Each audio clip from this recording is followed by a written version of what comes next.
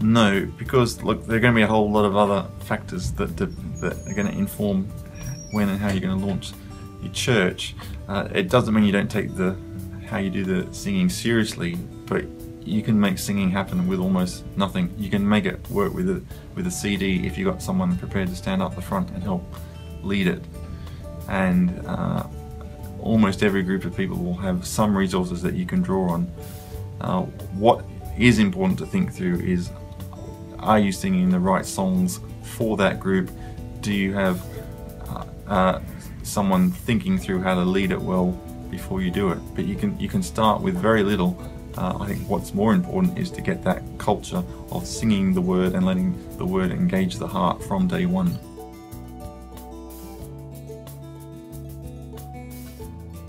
Yeah, so certainly singing in it as a group is a countercultural thing for all churches.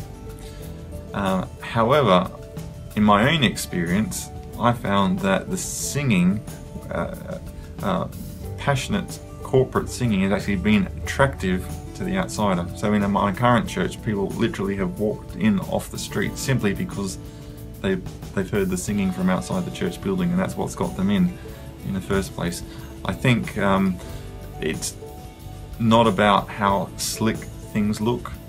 What is attractive about church is the love that we show to outsiders, and we demonstrate that same kind of love and affection for one another as we are singing the gospel to each other. We show how we care about one another, and we show that the gospel is important to us, that we would be teaching one another as we sing the word to each other.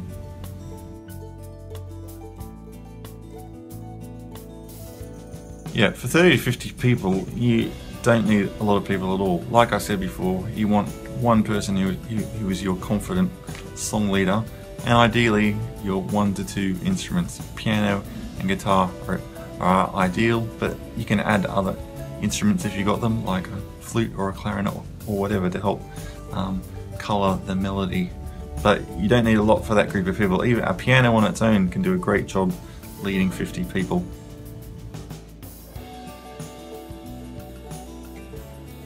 Yeah, so we don't often have a lot of control over our rooms, but you always need to consider every room has a critical mass, and if you have not enough people for a room, the singing will get lost.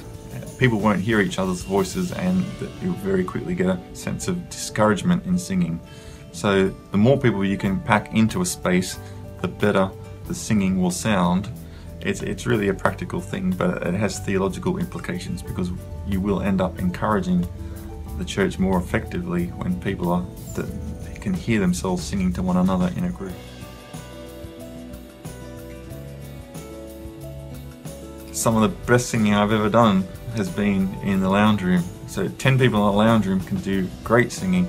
There may be an element of awkwardness to begin with, but I've never found that actually to be a huge thing. When people hear each other's voices and are encouraged by the gospel that they're singing, it very quickly becomes part of the culture of that group.